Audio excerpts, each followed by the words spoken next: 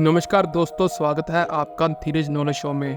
दोस्तों, चाइना से एक बहुत ही बड़ी खबर निकल के सामने आई है। दोस्तों, अब से ठीक 2 दिन पहले जापान में तैनात अमेरिकी राजदूत ने एक बयान दिया।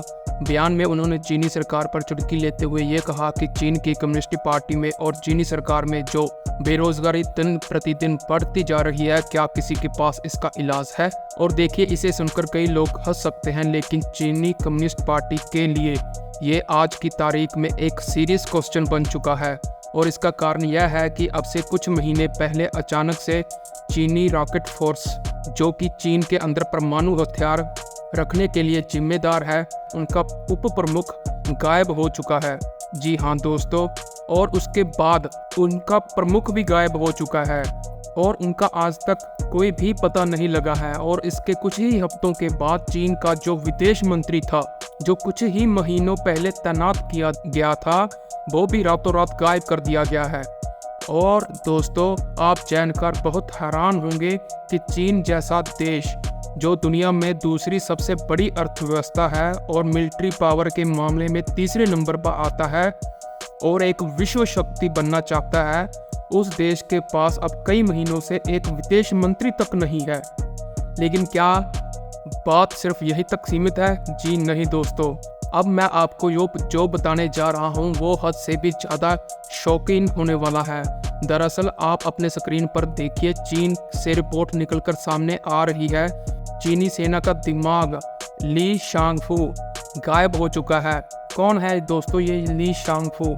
दरअसल ये इस समय चीन का डिफेंस मिनिस्टर है और अब से कुछ ही महीनों पहले इसे डिफेंस मिनिस्टर के पद पर तैनात किया गया है।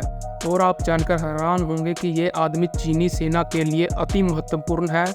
और कितना महत्वपूर्ण है ये आपको अभी बता देते हैं दोस्तों। उदाहरण के लिए अमेरिका भी इस व्यक्ति पर प्रतिबंध लगा चुका है। जी हाँ, ली शांगफू के ऊपर अमेरिकी सरकार ने कठोर प्रतिबंध लगाए थे। विदेशों में जो इनके खाते थे वो सीज कर लिए थे और इन पर ट्रैवल बैन भी लगा दिया था। यानी कि जो चीन के दुश्मन थे वो भी ली शांगफू के पीछे पड़े हुए थे। ऐसा क्यों? ऐसा इसलिए क्योंकि इस व्यक्ति को चीनी कम्युनिस्ट पार्टी और चीन की जो पीपल लिबरेशन आर्मी है, यानी कि चीन की जो सेनाएं हैं, उनके बीच का लिंक कहा जाता है। यहाँ तक कि ये भी बताया जाता है कि जो ये उन्होंने 2015 में ली शांगफू को जिम्मेदारी दी थी, तुम्हें चीनी सेना को मॉडल बनाना है, सर्वश्रेष्ठ बनाना है। और इसी वजह से दोस्तों, पिछले 7 सालों से यह व्यक्ति ली शांगफू चीनी सेनाओं का हथियार एक्विजिशन का हेड था। मतलब कि पिछले 6-7 सालों में चीनी सेना ने जितने हथियार खरीदे, चाहे वो खुद बनाए हो, चाहे वो दूसरे देशों से खरीदे हो, सभी इसी व्यक्ति द्वारा हैंड पिक थे। और इसी कारणों की वजह से इस व्यक्ति को चीनी सेना का दिल और दिमाग कहा जाता था।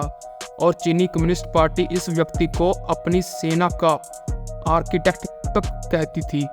इतना इम्पोर्टेंट व्यक्ति था।